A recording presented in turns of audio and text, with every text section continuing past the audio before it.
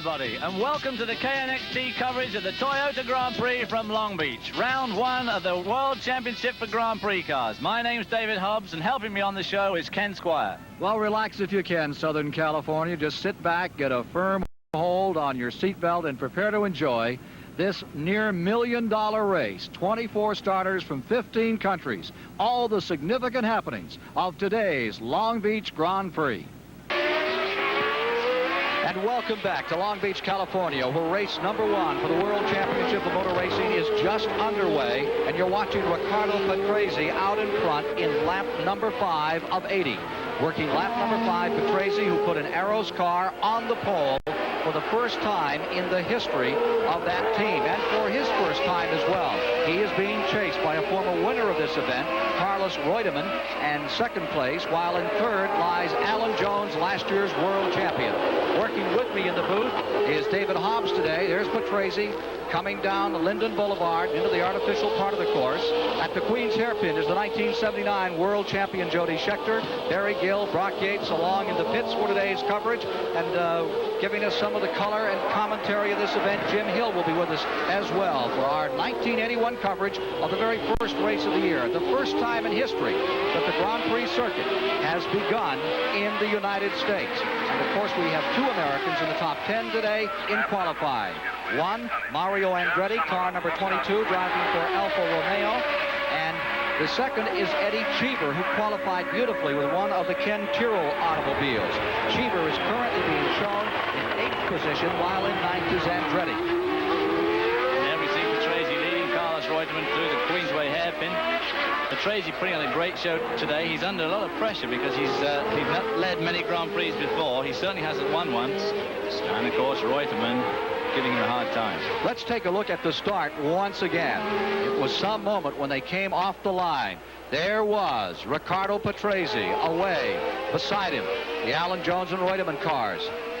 And as they thundered down into the first turn, one of the Ferraris, we believe Peroni, made this big bid on the outside, scooting by machines as they came into the Queen's Hairpin. Watch the red car on the outside, almost missed the turn. At the same time, go ahead, David. This is what's called the classic win at the first lap syndrome. He tried to get the lead from an impossible position. And of course, this fracas ensued, and that is the Renault there of Alain Prost, the young Frenchman who drove for McLaren last year, out of the race at the first turn.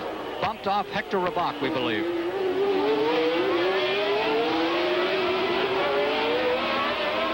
From Long Beach, California, CBS Sports presents the 1981 Long Beach Grand Prix. Sponsored by the fuel-efficient motor oil that's fact, not friction. With 6 laps completed, Riccardo Patrese has the lead. This race has been won 3 of 5 times from the pole position. But Patrese has a propensity for finding fences, David. The question is, can he stand the pressure that is being exerted by the FW07 cars, the Williams team? Argentina's Carlos Reutemann in second, Australia's Alan Jones in hot pursuit in third place. Here they are at 145 miles an hour down Ocean Boulevard, on the brakes, back into second gear as they lurch down the street, down Linden Avenue, into the artificial part of the course, as Patrese of Italy stays in front. Nelson Piquet still very much in the hunt.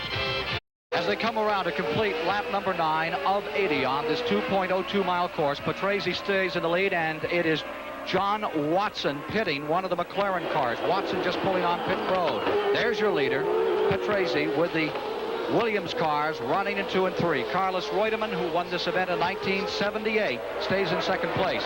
The race is stabilized, so let's for a moment take a look as we head to join the race in progress at the starting grid for today's round number 1 of the World Championship of Auto Racing. For the first time in his career, Riccardo Patrese driving for Team Arrows, and beside him, Alan Jones, the world champion. In row 2, it'll be Carlos Reutemann, the winner here in 1978, and last year's winner, Nelson Piquet. Row number 3, a former winner, Gilles Villeneuve, and the 1978 Long Beach champion, Mario Andretti.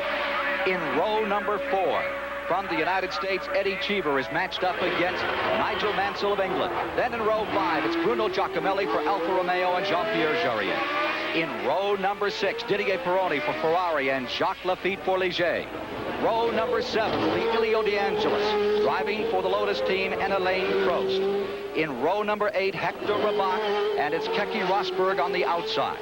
In row number 9, Patrick Tambay in the Theodore and Chico Serra in a Fittipaldi.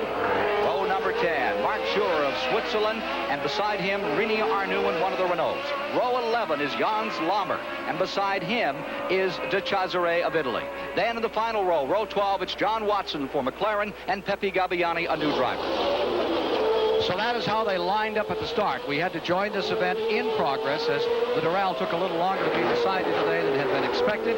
And the green flag came down with Patrese out in front. He is not giving up on that, as still second is Carlos Reutemann, putting on some pressure. Falling back a little, David Hobbs, is Alan Jones at the present time in third place. Well, Riccardo Patrese made a great start. He did some electrifying laps in qualifying yesterday. He was consistently in the top 2 or 3. He ended up on the pole.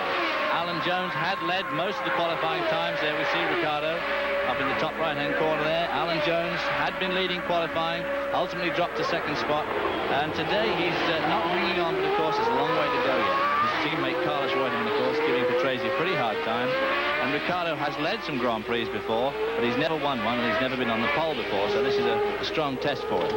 The 1979 world champion Jody Scheckter is down at turn number the Queen's Hairpin. As we look a little further back in the pack, they're going through the Queen's Hairpin right now. How about it, Jody Scheckter? Some comments from you about what you've seen thus far. Well, I see the importance of setting the car. Riccardo Patrese is just in front of Carlos Reutemann, and that's where it's so important to have a speed down the straight. Now, Riccardo Patrese was very fast down the straight, but Carlos Reutemann just can't get behind him to get his slipstream to pass him into Queensway Hairpin. I see also the world champion dropping back slightly and really battling to hold on. You're watching the 5th place car here, number 28. That is Didier Pironi, who made that wild move on the outside. Right behind him is last year's winner, Nelson Piquet. And then Canada's great champion, Gilles Villeneuve, whose brother Jacques Villeneuve won the Formula Atlantic race here this weekend. There were several other events, and his brother, who's a great snowmobile champion, came through with flying colors in Formula Atlantic. Let's go to Brock Yates in the pits. Ken, I'm down here with Bernie Ecclestone, one of the most colorful and powerful men in this sport. He's the head of the Brabham team, and he's watching a little television this afternoon, Bernie. You're watching a little television this afternoon. That's the best way to watch motor races on TV. How are we doing? Are we catching all the action?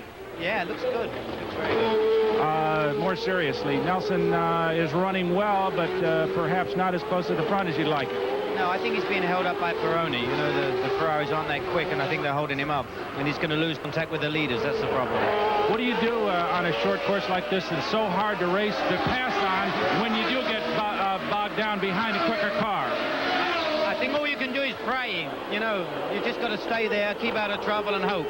Well, have a good day watching television. Bernie Ecclestone, back to you, Ken. Patrese, as you see him in first, Reutemann second, Jones third, Pironi fourth, Nelson Piquet fifth, Villeneuve sixth, Eddie Cheever of the United States is seventh. Mario Andretti has dropped from 6th into 8th position, while in 9th is Lafitte, and Keke Rosberg runs in 10th. And there you see Carlos Reutemann of Argentina moving in closely on the leader. Meanwhile, being challenged is Alan Jones. Alan Jones was in fact lapping Hector Ribark there, who got involved in that Chamozzle at the first corner with Alain Prost. But it is interesting to note that Alan Jones is in fact definitely losing contact with this leading bunch. And I'm sure that Nelson Piquet, there we see in number 5, following Didier Pironi, must be just hoping like heck to be able to get round Pironi before the leading bunch get too far away. Watching the battle for 4th and the rest of the field coming through there. There you saw the new red and white colors from Mario Andretti driving for Alfa Romeo.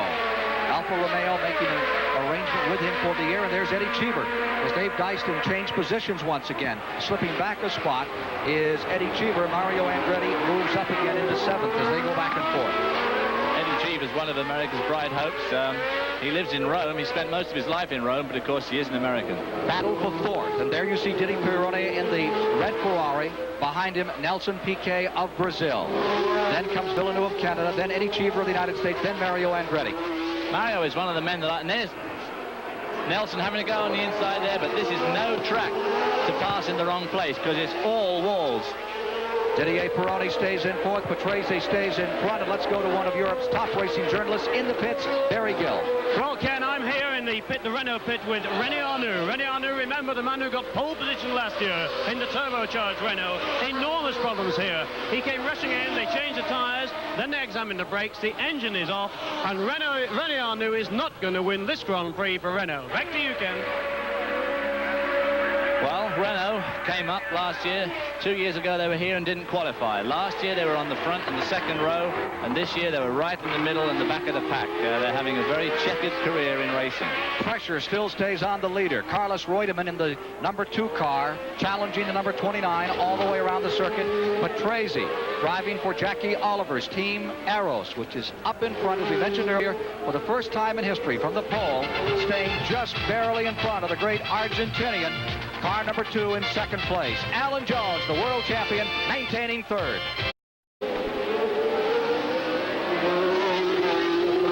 Continues to catch up. The world champion Jones continuing to catch up.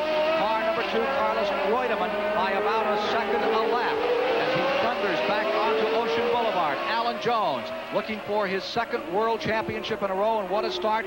Only 6 drivers of 24 would score points, and here you see Reutemann being blocked by 2 cars, one of the Fittipaldi cars and the other Arrows automobile, as Reutemann tries to move through, and now they give him a little room, but Alan Jones is right there, David. Alan Jones nearly got his nose chucked up there by Chico Serra, who's driving Emerson Fittipaldi's car. There we see Reutemann leading this race, but in front of him now, on the road, is our ex-leader, Riccardo Patrese, who's come back into the race and seems to be going just as well as ever, but of course, unfortunately, he's about to be a lap down.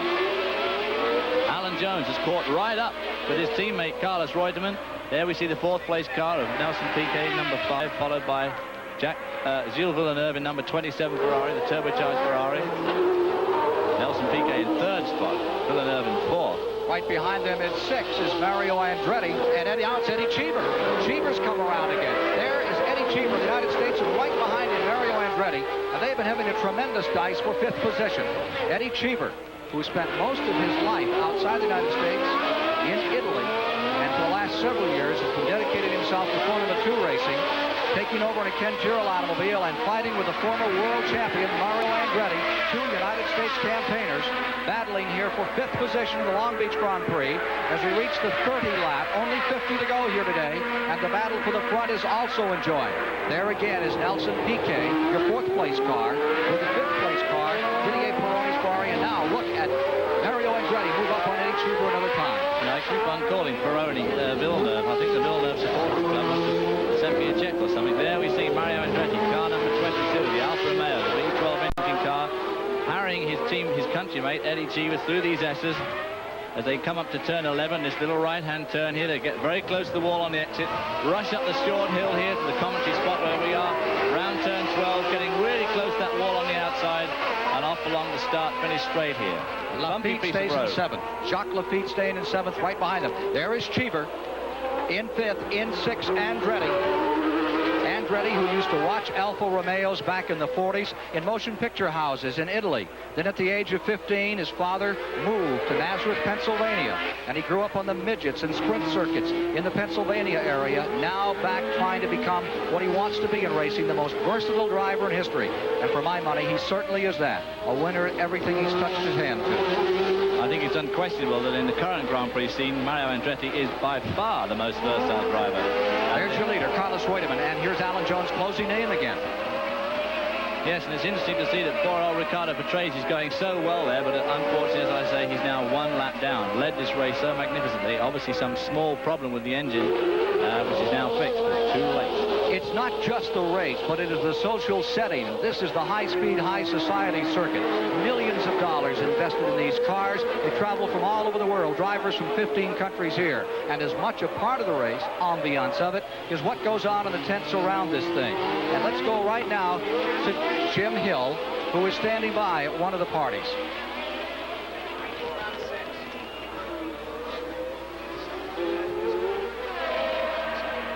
Aha, I think we're at a champagne party where they're opening a bottle in the most European manner, David, saber and all. Well, I'm interested to see that because the gentleman who did that works for a well-known champagne company in France, and he did that for me on my 40th birthday when I took part in Le Mans just 2 years ago, and he opened a bottle for me like that, which we have at home at the current time. Sans top, which he removed with that sword. A rather death-looking blow. You wonder what he's going to do when he brings that sword in. Leader change. Carlos Reutemann falling back. Alan Jones takes over. Alan Jones, who's had a lot of misfortune in this race. Remember the car with the front wing that looked like a Cocker Spaniel's ears 2 or 3 years ago? Looked like he was going to win that year. Well, now here he comes. The son of the great Australian champion Stan Jones. Alan Jones is now in first place. Won't that be something if after all these years the first man who is able to sustain a drive in year number 2, like Jack Brabham, is Alan Jones. That'll be 2 Australians to 2, that's for sure. Alan Jones has looked extremely strong all weekend. Obviously had a bit of a sinking spell at the beginning of this race, or maybe he was just letting the car settle down on full tanks. But whatever the reason, he's now going very, very strongly and pulling away from his teammate Carlos Reutemann, who in turn is well ahead of Nelson Piquet running in 3rd spot, who's still being closely harried by Pironi in 4th spot. And behind that 4th position at the present time comes Eddie Cheever moving to 5th, Mario Andretti to 6th, Lafitte to 7th, Rosberg in 8th, and we can look at that leader change and replay right now. See the maneuver that put a bit of a bump as it came around the ensign. Well, what happened? They were lapping young Mark Surer in the ensign there, and he didn't give Reutemann quite enough room, had to back off the throttle, and that gave Jones the chance he needed. But having got the lead, he seems to be quite content to pull away a bit. Now they've got the Renault between them.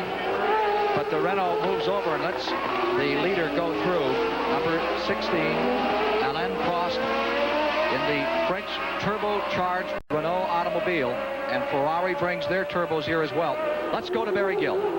Well, Ken, I'm looking into the eyes of the most disappointed man in motor racing, Riccardo Patrese. This really was going to be his 26-year-old's first victory.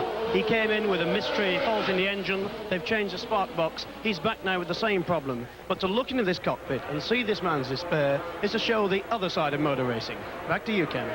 33 of the 80 laps have now been completed here in the Long Beach Grand Prix, which for the first time in history sees a World Championship debut on United States soil. Came about because of all the disagreement and hassling that's been going on. And here's another dice for the lead. Well, this is very interesting now because Carlos Reutemann was, for me, the stronger out of the Alan Jones. He was strong in the beginning of the race. He was held up. Carlos Reutemann was held up, and Alan Jones got past him. So I believe there's no team orders, and I want to see if Carlos Reutemann can get him back. This is going to be quite interesting and a very exciting. The battle continuing for first place as Carlos Reutemann is certainly giving his best shot to move up in the standings. Well, they've now got Ulrich to Ribarke between them. In the second works Brabham. Carlos Reutemann having a go at him there into turn 12. Ribarke not letting him have room. This will be making old Reutemann see red as he sees his team leader, his ostensible team leader, pull away from him. No team orders was what Barry Gill was just referring to. That's right. No, it's very important here.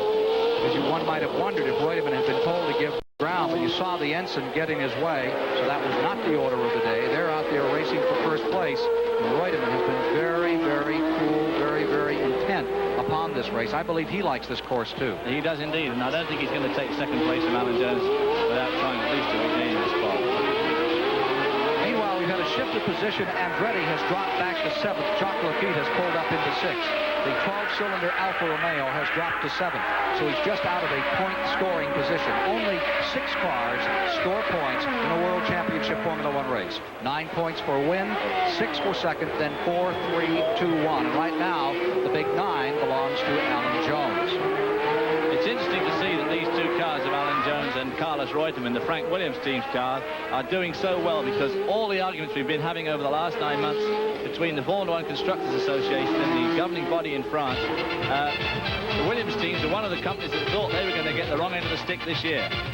Hairpin here at the Toyota Long Beach Grand Prix. Don't forget next Saturday's Sports Spectacular. Top-ranked gymnasts expected include 14-year-old Tracy Talavera and 15-year-old Julie McNamara. That's next week on the CBS Sports Spectacular. Here at Long Beach, California, we are now operating in the 37th lap. And we see Alan Jones in command of the event. He is running in front of his teammate Carlos Reutemann in 2nd, Piquet in 3rd, Pironi 4th, Cheever 5th, Lafitte is in 6th, Andretti in 7th, Giacomelli is 8th, Patrick Tomei has picked up 1 position. He's moved into 9th position with Theodore, and the Fittipaldi car has dropped to 10th. Then comes Jerry Asher and Serra. as I was saying before we went away to commercial there, over the winter there's been some awfully long faces in some of these Formula One constructors' camps.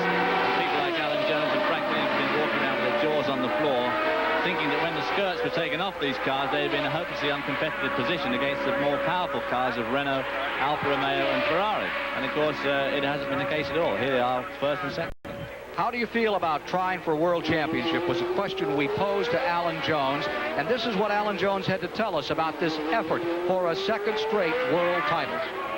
Well, it's something I very much want to do, just to prove everybody wrong. Frank Williams is a very competitive and aggressive person, and in fact everybody in our whole team is that way. And I feel as long as we have this sort of attitude and we have sufficient sponsorship, which we have from Leyland and the Saudis, I think it's going to be possible. To you today, Jody Scheckter. Well, I think it's a very impressive run for Eddie Cheever. I think it's the best result the Tyrrell's having for a long time. Jacques Lafitte with that 12-cylinder car, the Matra-powered Ligier car, running very well in his 92nd Grand Prix today. Eddie Cheever in the Ford V8, the Ford Cosworth car, and only his 12th Grand Prix. And there you see Cheever, and right behind him, Jacques Lafitte, as you watch the battle for fifth, beginning to get together on Ocean Boulevard.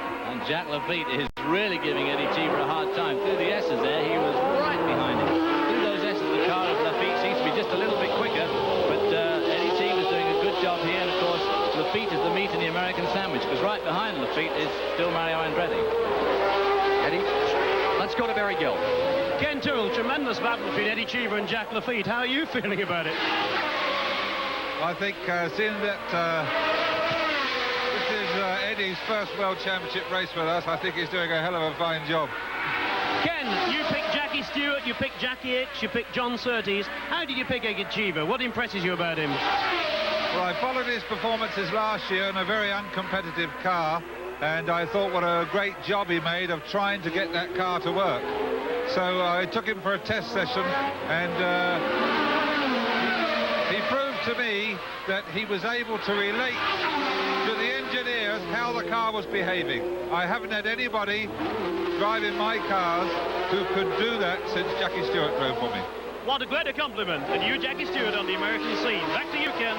It is a tremendous battle being waged for that position. Here is Lafitte back to the inside, trying to move under, and Eddie Cheever cuts him off as they go on to Ocean Boulevard. Well, you've just got to give way here, because there's no point trying to force the issue, because if you do, you're going to run into the wall. Half the distance. They are halfway home. 40 laps remaining. I think Eddie, in fact, maybe just running into some mechanical problems. I think he slowed up a bit because Lafitte and Mario are right with him, giving him a hard time. Maybe his tyres are starting to go off a little bit, or even the engine. But they are definitely making ground on him. Jody Scheckter, a few moments ago, we had a report that Andretti's car, the 12-cylinder Alfa Romeo, seemed to be sliding a lot. There's your leader, number 1, Alan Jones. Does the Alfa Romeo number 22 of Mario Andretti look like it's having some problems in handling to you? Jody? Everybody's running the same tires, you see, so I think that if you can conserve your tires, because if you slide the car, you overheat them, and in fact, it goes slower. United States, and here's Eddie Cheever, still holding on in front of Jacques Lafitte. That is some struggle that's going on between the three. It is Cheever just in front, then Jacques Lafitte, then Mario Andretti. Lafitte coming down to the inside, and Eddie Cheever in trouble. Is the car of Jacques Lafitte, the nose bent up, the wing bent back, and that will be tout fini for Jacques Lafitte. Well, it's very apropos that you should use French for the French driver. Poor old Jacques just tried a little bit too hard there. Eddie Cheever wasn't going to have any of it. Cut across it was his corner. It was still Eddie Cheever's corner, and poor old Jacques lost that front wing. Some of these cars have got very, very protuberant wings. They do stick out a long way, and it's difficult to judge exactly where they are. He'll be lucky to have that stay on all the way around. That could fall off and give us a serious condition on the track. I'm sure the corner workers are being told to be vigilant of car number 26, Jacques Lafitte. Let's look at it again and replay as they came to the end of Ocean Boulevard and made the pitch down Linden Avenue where this incident took place. Ooh, yes, there was, he just ran straight into the back of Eddie Cheever by the look of things.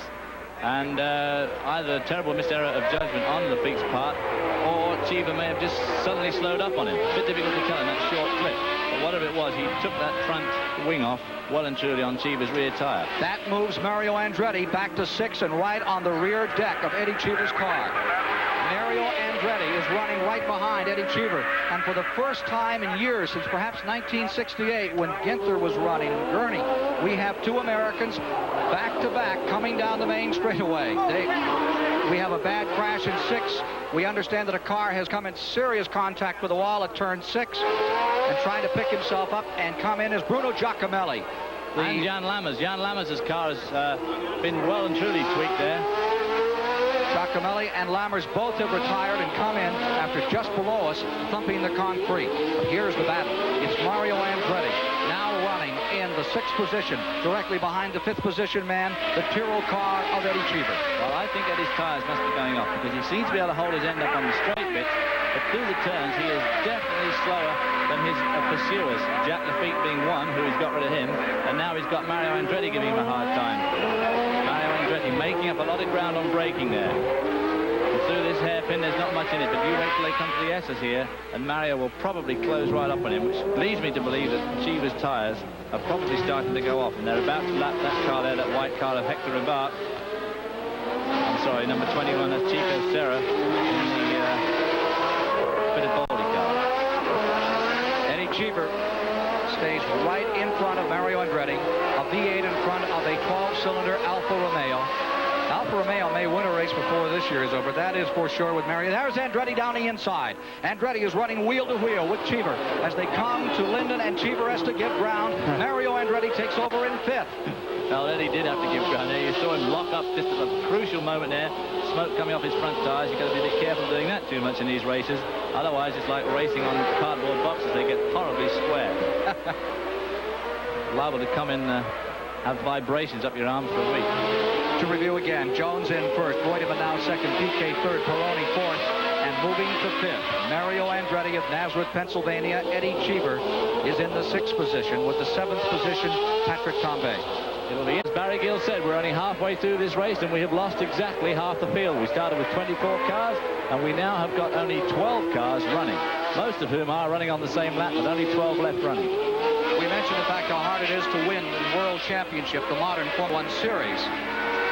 Back-to-back. Only one driver in history has won it more than 2 years in a row, and that goes back to the very beginning when Fangio won 54, 55, 56, 7. But he swapped teams all the time. Mercedes, Maserati, Ferrari.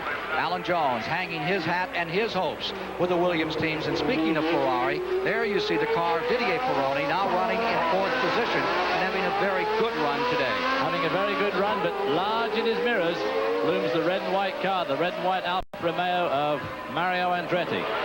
So you have Italian cars running 4th and 5th. 12 cars still running, David? There's 12 cars still running, right. Of the 24 that started. And the lap count now shows that a total of 48 laps have been completed, 32 remaining. Mario starting to pile on the pressure. I'm fully expecting to see Mario win 2 or 3 Grand Prix this year. The car's got a lot of power. It handles well. He's a great test and development driver. And I think he's going to be able to work extremely well with the team, just like you heard say. He can communicate well with them. And I think towards the year's end, or even earlier than that, we're going to start seeing Mario Andretti scoring wins again in Grand Prix racing. One Grand Prix, that in Belgium a year ago, moving to Jody Schechter's position. How does that Ferrari look to you? You broke with him a year ago, Jody. The Ferrari looks very good for its first race out, but I think that the battle now between Mario Andretti and Didier Pironi in the Ferrari is going to be interesting, because the Ferrari with the turbo engine is very fast down the straight, and that's where Mario's going to be looking to overtake him. So he's going to have a lot of difficulty getting past the superior speed of the Ferrari. Running in the 4th position in this Toyota Grand Prix of Long Beach is Didier Pironi, and there is Mario Andretti closing up once again with car number 22. A little lower line, closer to the pit wall as he moves down Ocean Boulevard, out of the binders and down the hill. Well, you know, old Mario's getting a bit old now, and he has to drive close to the pit wall so he can read his pit signal.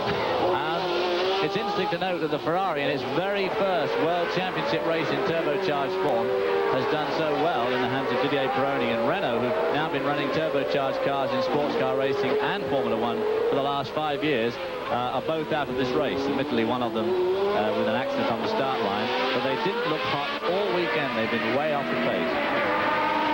There we see Pironi screaming down Shoreline Drive. As Jody's just said, he's definitely faster down this long, fast piece of track, and Mario's going to have to hang on as best he can. go to Barry Gill. There was a time, Ken, when a pit wall like this would be decorated by very pretty young ladies with stopwatches, adding up machines, pencil and paper to keep timing. Unfortunately, in this modern world of motor racing, all that has changed. Behind me, you see the most sophisticated timing equipment you could wish for. It's all electronic and microchip. Every time a car goes past, a little ray catches the time. Out comes the printout. And it means that these people behind me in the Ferrari pit know exactly what their car is doing and what every other car is doing. The trouble is that Gilles Villeneuve, standing in that picture, which is he was out there doing it, he's not watching what's happening. Thank you, Barry. Alan Jones stays in first, Carlos Reutemann in second, Piquet third, Peroni fourth, Andretti is fifth, followed by Cheever, Tambay, Jarier. That's the front field. Nice problem here. He looks very slow initially as he comes off these corners. I suspect something's gone wrong with the system, and he's suffering from the dreaded throttle act. Andretti moving in. Looks to me like someone had a spin, and then that's Theodore. That was the Patrick Tambay car in trouble, just in front of the leader. Number 1, Alan Jones. Patrick Tambay, known to American race fans as the winner of the Can-Am Championship twice now. Driving for one Carl A. Haas in Chicago. Now driving for Teddy Yip of Macau. Back to the battle as it goes by Jody Scheckter, and Andretti is really gathering him up there, Jody. On the infield, he's really catching him, but his problem again, he's down the straight. The turbo's got the legs on Mario, and he's going to have a problem getting past him, but I think he's going to try and get him on the infield some way. Mario Andretti still very slow just there. You see that car of Peroni's is incredibly slow there, and I'm sure that that's a throttle pickup problem. Alfa Romeo has not won a Formula One race since 1951 in Spain, and they really hope that Mario Andretti will be their man to put it together this year and give them a checkered flag. Their second driver in the race, Bruno Giacomelli, who thumped and put either 6 or 7 cars out a year ago, was in contact with the Lammer car, Jans Lammer's ATS, and both of those cars have gone back to the pit area. I don't believe they've come back out. There's Mario having a go around the outside. This is going to be one of those overtaking places that Jody's told us about. Up on the inside at the international hairpin, and round he goes. Mario Andretti now in 4th position for Alfa Romeo. Ferrari dropping to 5th, and look at that crowd saluting Mario Andretti. But here comes the Ferrari back on the outside. You see that extra speed? It's slow picking up. That's what makes me think it's a turbocharger problem. It's very slow picking up, but once it's got there, it's giving an awful lot of horsepower. How do they look down there right now, Jody Scheckter? Well, Peroni, as I said, he's got the legs down the straight there. If this can carry on, we're going to get a very exciting race. What Mario has to do is he has to overtake him on the beginning of the infield and get far enough away so Didier cannot get him down the straight. 53 laps of the 80 have been completed, and here is where the battle now is. It is between Ferrari and Alfa Romeo, two of the great names in racing, the Italian teams that go back to the beginning of Formula One Grand Prix. Well, two of Alfa Romeo back to 1914. Ferrari, really a relatively new name since World War II. Although Enzo Ferrari started with Alfa Romeo back in the 30s. Here they are, back down the main straightaway, Ocean Boulevard, down Linden Avenue into what is almost a negative camber corner, and still it is Peroni in 4th, but Andretti searching for a spot to pass once again. This is where he made it the last time. Well, Mario, as Jody said, there he goes again. See around the outside. He's got desperate pickup problem there in that Ferrari, but unfortunately, he's going to pass him again on the straight unless Mario's really going to get this corner right this time. You can be rest assured that Mario was concentrating 110% around that corner that time to make the absolute best exit to try and maintain his lead down the straight. Now he'll start a little bit of weaving around. He won't actually block, but he won't actually let him by either. It's going to be kind of difficult as they come down to the Queen's Hairpin and Jody. Can't try it on the outside. It's going to be very difficult to get him on the outside. I don't think he can make it. No, he can't. No, he can't. He's fallen in behind him. Now, Didier's got to try and stay on his tail so he can try and have another shot at him next time down the straight. And I think he's going to find that very difficult because Mario's very fast on the infield. I think Mario's got it now. There you see the cars involved in the battle for 4th position. Mario Andretti continuing to move up the ladder in the championship points with directly behind him Didier Peroni as they pass Arenaux Booth another time and move on to Ocean Boulevard. Peroni falling back a ways. Now he should pull right back up here again in this long straightaway that is Ocean Boulevard. Well, he'll pull a bit of it back, but like Jody said, that was the ideal place to pass him. I don't think that Peroni will have another crack at him now, because by the time they get round to the straight, he'll have just too much of a lead. Eddie Cheever is moving in. Cheever of the United States is also moving in on Didier Peroni in the Italian Ferrari. Eddie Cheever in the blue, number 3, is right there, challenging. Let's see if Cheever's going to pull it off. He swings to the outside, and Eddie Cheever's picking up a spot. All the United States drivers are looking great here in Long Beach today. Around the International Hairpin, and the Tyrrell car with Eddie Cheever at the controls has picked up still another position. He is now running 5th overall, dropping Peroni into 6th. Well, we could have 5 points for America here, but there's still a fair way to go yet. We'd like to remind you as we watch Eddie Cheever coming down the main straightaway. Here's Peroni trying to make a move at the hairpin, the Queen's hairpin, and not able to do so. And here's the leader about to overlap those tail enders, Alan Jones. That coming up soon in June. CBS will be taking you to the 24 Hours of Le Mans. We hope you'll be with us June 13th and 14th for that. At Long Beach, it's Alan Jones' course.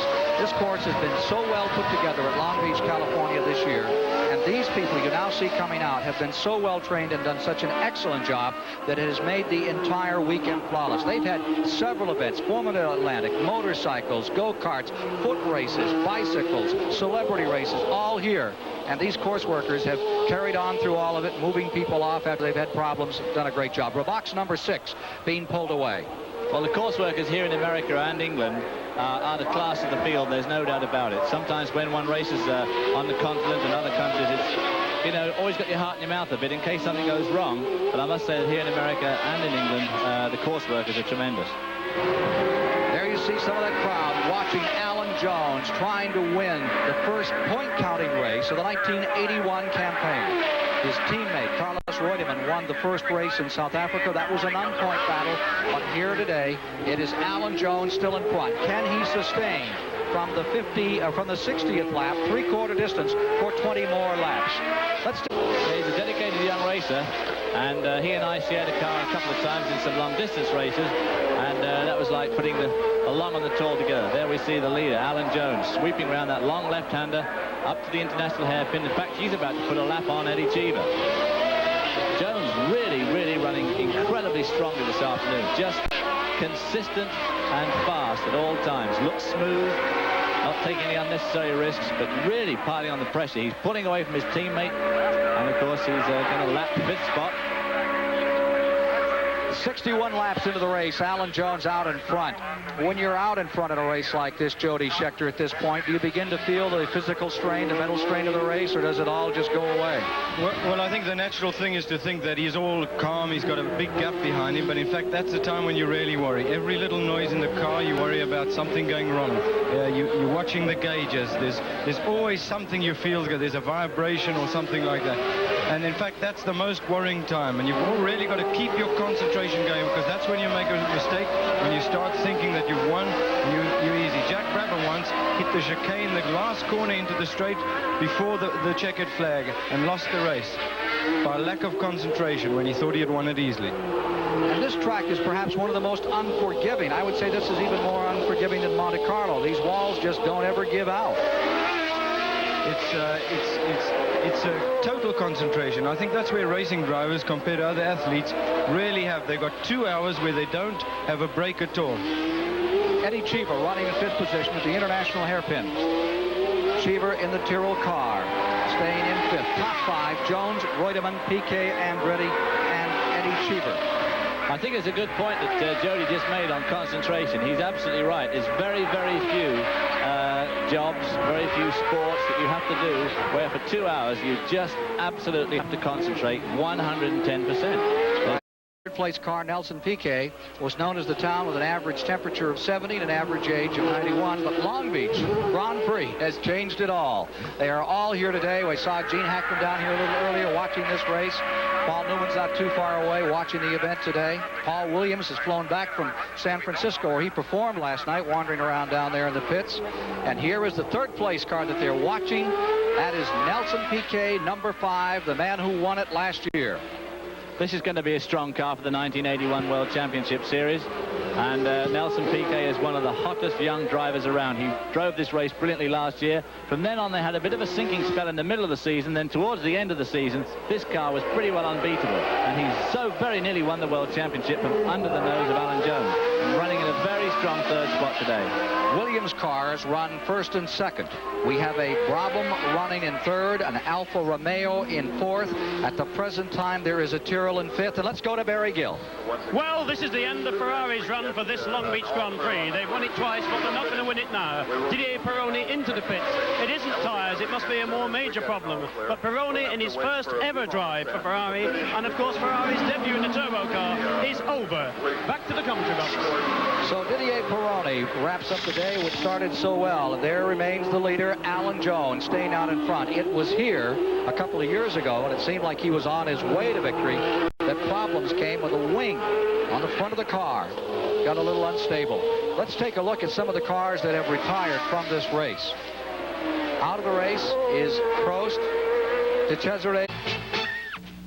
Fact. Every time you start your car, you burn more than gas. You burn money. Gas money. Because gas-robbing friction steals miles from your car and money from your pocket. What can you do? Fact. Use the black motor oil, Arco Graphite. The oil with graphite. The lubricant that makes Arco Graphite reduce gas-robbing friction better than any other leading oil. So it gives you the best gas mileage of any other leading oil. Drive further for less gas money with Arco Graphite. The oil that's fact, not friction. Why choose a video recorder with this slow motion picture when you can choose one this clear? Introducing the new Zenith Beta Video Recorder, the clear choice. Look, Zenith slow motion. Once again, we are here at Long Beach, California, and you are watching Alan Jones in car number one as he continues to lead by a good margin over the second place man, Carlos Reutemann, getting down to the finish. David? There we see Mark Shearer walking along behind the pit rail on his way back to the pits after having dropped out so close to the end of this race.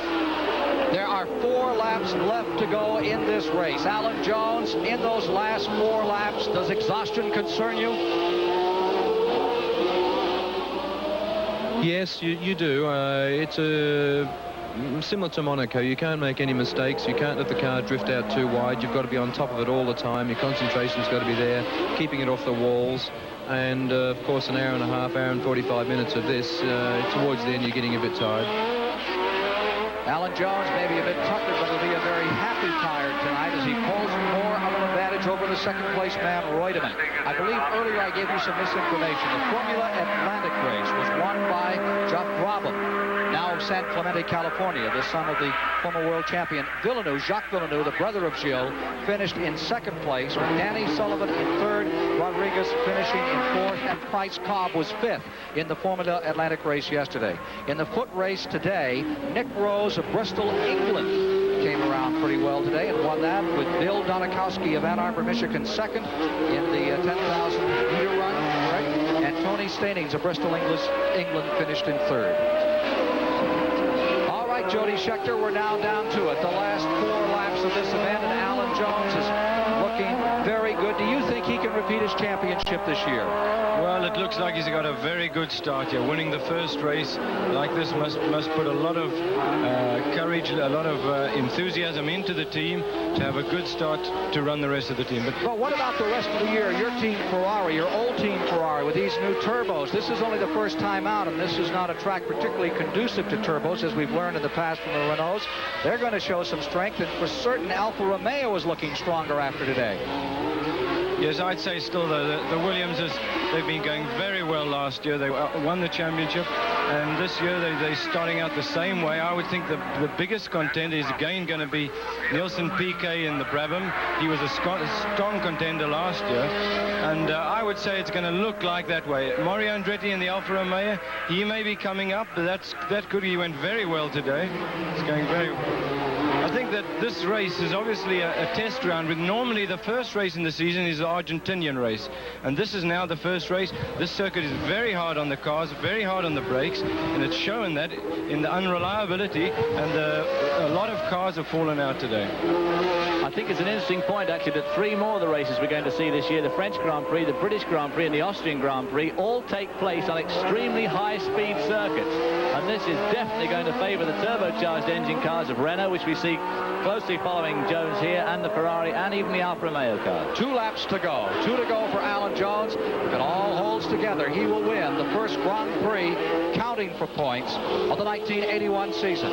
Reutemann second, Piquet third, Andretti fourth, Cheever fifth, Patrick Tambay sustaining 6th position at the present time.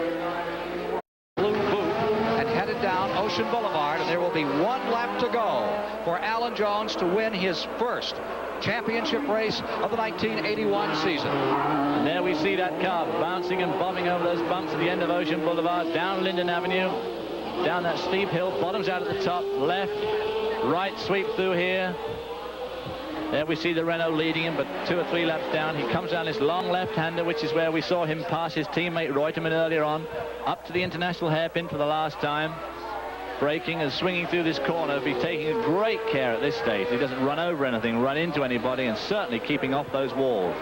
Alan Jones seeking his 11th career victory in Grand Prix racing. Favorite of the crowd here at Long Beach. He had a house at Palos Verdes for a couple of years. And, of course, he's raced in America in Can-Am and Formula 5000, so he's well known to these American fans here, giving him a round of applause there as he goes down Shoreline Drive for the last time, coming up to Jody's position. The 82nd performance in a Formula 1 Grand Prix race for Alan Jones will be a winning performance. Truly a virtuoso performance for Alan Jones on this very tight course, which has seen less than half of the field finish.